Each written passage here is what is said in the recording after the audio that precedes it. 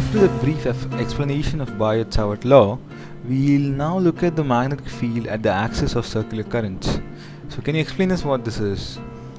Yeah, it's just a result of the Biot-Savart law. It has been derived with the Biot-Savart law. Okay. If we have a circular, say, current carrying loop, Right. with radius r, say this is the origin, and the current is moving here in this direction, and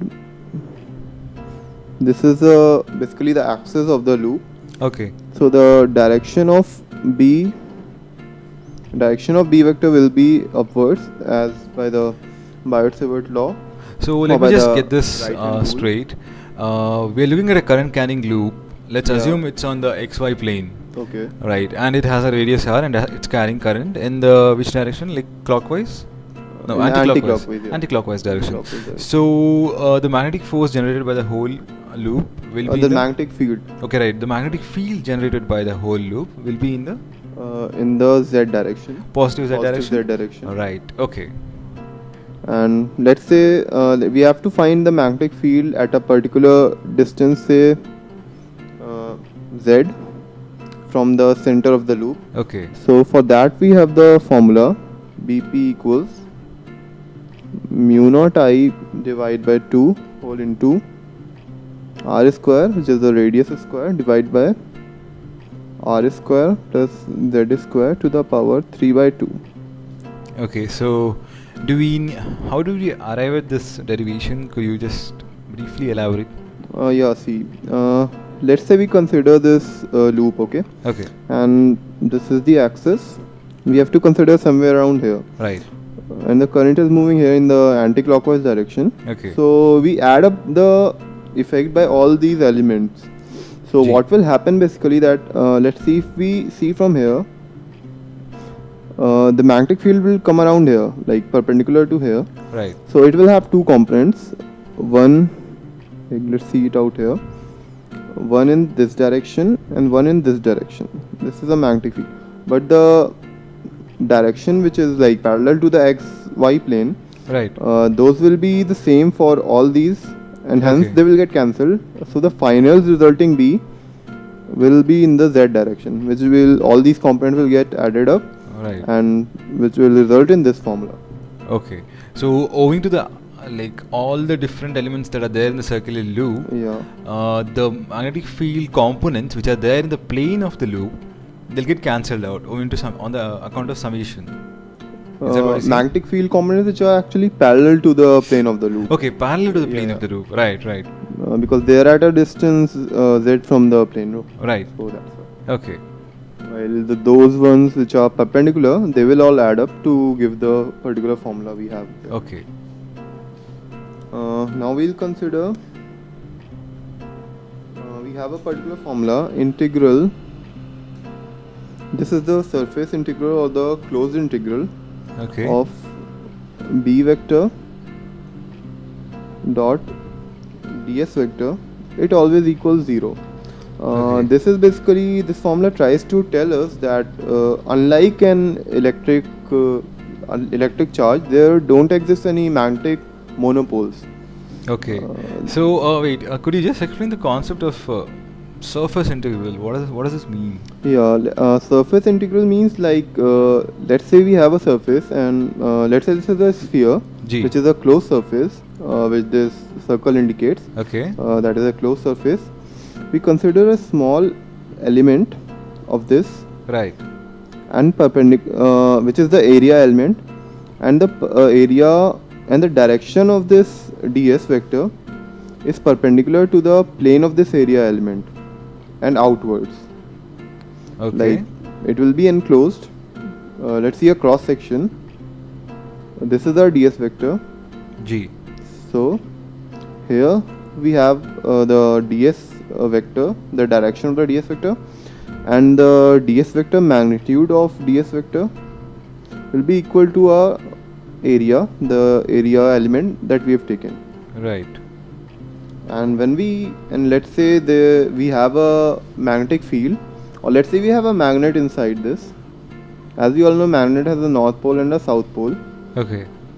So if we do this particular integration, integral B ds, that is the magnetic field here on the surface for G. every ds element, Okay. and we add it, integral B dot ds, that will come out to be 0. Okay. So can you explain this in terms of the concept of coordinate axis? Like, let's assume this whole loop is in a like xy plane. Okay, Is that so? this was a surface, so let's take the x, y and z plane, Okay. and we have a sphere with x square plus y square plus Z z square equals say 7. We Okay. take a number. Right. We have a sphere. So this sphere gives us the particular surface, Okay. and inside it is kept let's say a magnet or Right. a particular charge current carrying element, G. which or let's say a current carrying element, in the most general case a current carrying element passes through this. So as we all know, current carrying element actually produces a magnetic field. Right. So like whatever may be the magnetic field, it may be coming from outside or generated by this particular element, Right. Right. but when we integrate it all over this, like all over the surface of this particular sphere, Okay. then we'll get 0 as a net result. Like throughout the surface, integral B vector dot ds vector will be equal to 0. Okay. So how did we come at this? Like, what's the concept? Like, It has been like experimentally verified, because like unlike the Gauss law which we had for say Okay. electrostatics, which states that integral E dot ds equals q by epsilon naught. So here what we found experimentally was that such q's, like q can be positive or negative for a charge, for an electric charge, right. but for magnet it's not the case. We see there are north poles and south poles, but till date no north pole has been found apart from the south pole, so they always occur in pairs. Okay. So basically the electric field or the electric flux which we say, Right. which we might represent by electric field, by magnetic field lines Right. like this. So this magnetic flux always equals 0 when we consider a closed surface. Okay.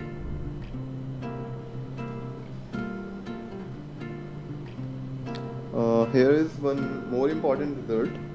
Actually, it's very important, which states that integral of B dot dl equals mu naught I. It's important to see that what all these mean. So let's see integral B dl. It is a line integral in a loop. So Okay.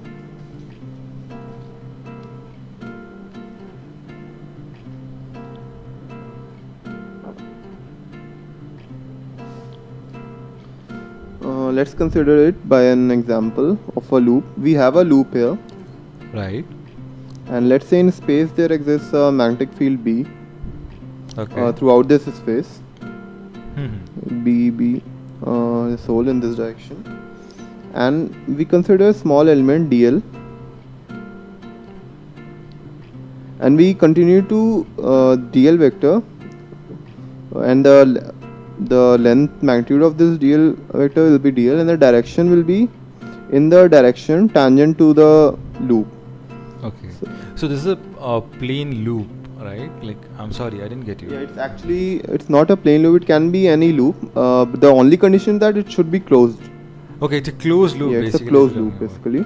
Right. And we traverse it in a particular direction, which we Okay. don't change. Like if we traverse from here, start from here, we have to start going and end up here. Okay. We cannot like say we go here and then we come back. Okay. So if we start at a point, we have to end up at a point. We have to traverse the whole loop. Yeah, we have to traverse the whole loop in Right. the particular direction. Right. Right. And then if we say, and I've explained the dl vector, which is the direction will be tangent to the particular element Okay. of the loop, and the length will be dl. Right. Now if we do this dot product, b vector dot dl vector, So what are we trying to arrive at by doing the dot product over here? exactly? Basically, yeah, I'm trying to see if this is, let's say this is if this is a symmetric case, and we know a particular current crosses through here. So for that we won't need the Biot-Savart law to actually derive the whole relation of the magnetic field. We can use this relation to get to the magnetic field at a particular point. So integral B dl, this whole B dot dl over the whole loop will give mu naught into I. Now the I is the I enclosed. So let's consider the same loop. This was the direction of our traversal of dl. Okay. And for this, by applying, we can find whether the direction of I is positive or negative, as in according to the right hand rule. Like curl your fingers in the particular direction and the thumb points to the positive direction of I. So let's say this is the plane made by the loop, and if the current enters from below and leaves from upwards, then because it was anti-clockwise, we say that the direction of I is positive. Let's say this is I1 greater than 0. Say there was one more current, I2, it was going there, I2, this will be, we will use here as less than 0.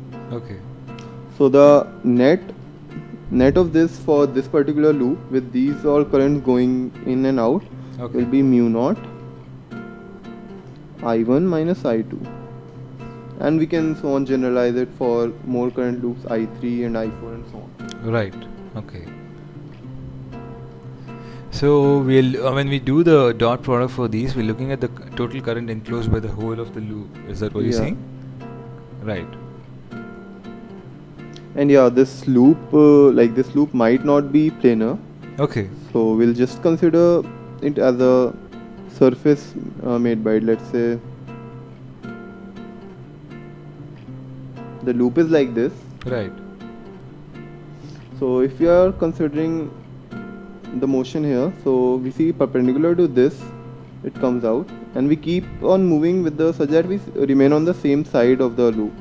Okay. So like if we move here and then perpendicular, so for this, the current element, if it comes from here and crosses there, then it will be positive. Okay.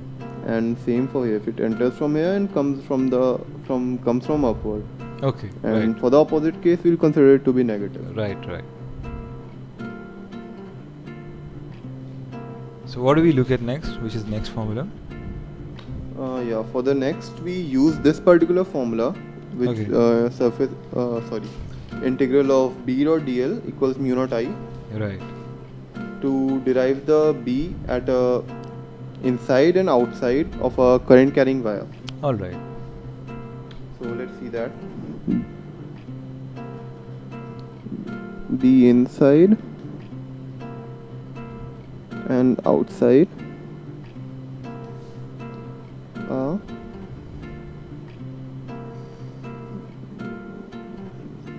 current carrying wire. So we have a wire here. Okay. This is the center. Now this is in the direction, like this is the cross section of the wire, and the wire may be carrying current like in the perpendicular to the plane of the paper, inside or outside. Okay. And we here also we bother ourselves with the direction. We do not bother ourselves with the direction, and we consider only the magnitude, because direction can easily be found out by the right hand rule. Right. So wait, are you saying that the current carrying wire is the plane of the paper right here, over here? No, current carrying wire is actually perpendicular to the plane of the paper, and this is just a cross section of the wire. Right. Okay. So let's consider a point at a distance r. Name this point P. Okay. So at P inside,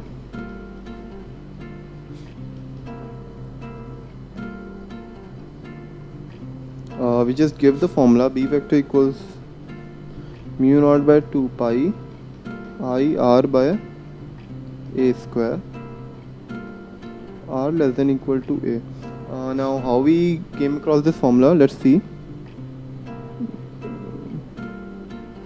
This is our closed path through which we will travel Right. The closed loop which we talked about Right, in the right. formula. So What is A over here? I didn't get the concept. I'm sorry. Okay, yeah. The term A, you haven't defined A.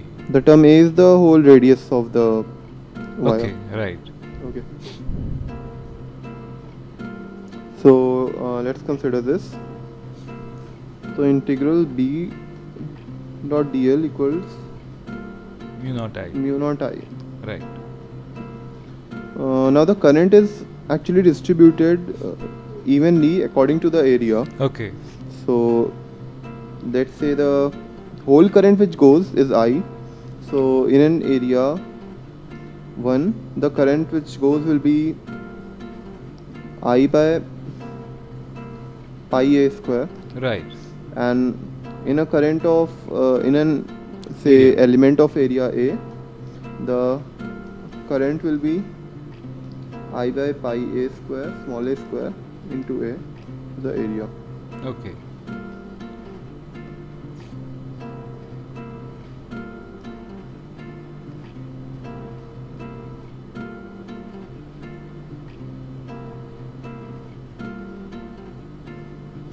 So let's consider this integral B into dl, because this is symmetric, Right. and so at every point it will be B only. Okay. B into, if we add it up, it will give B into integral of dl Right. equals mu naught I. We can find out the I enclosed as here I by pi a capital A square into area. Right. So I by pi a square into pi Pi r small r square. square. Right. B into 2 pi r, because if we add it up it will come 2 pi r. This is the length of the particular loop. Okay, the which is circumference of the yeah, inner circle. circumference you're of the talking inner about. circle. Right, right. Mu naught I by pi a square pi r square. So this pi will cancel, this r will cancel. B comes out to be mu naught by 2 pi I r by a square for r less than equal to a. A. Where a was the radius. Okay, alright.